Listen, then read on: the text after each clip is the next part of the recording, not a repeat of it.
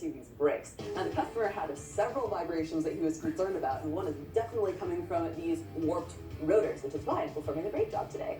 As you can probably tell, there's still plenty of life left on these brake pads, about 5 millimeters left, so still like halfway through their life.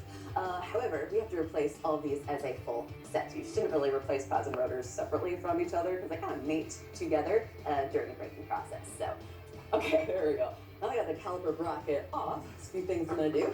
I'm gonna clean it up with my little brush all around this area, and then I'm gonna put my new padded button clips on. I'm also gonna clean out the inside of these really good and put fresh grease in there. You wanna be careful to use a special sort of grease with this that you don't swell up that little rubber bushing, which can sort of act like a seized caliper, so that's no good.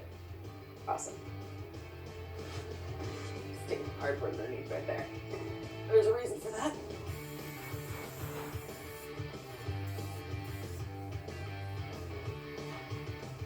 Inside pad with the squealer tab on it.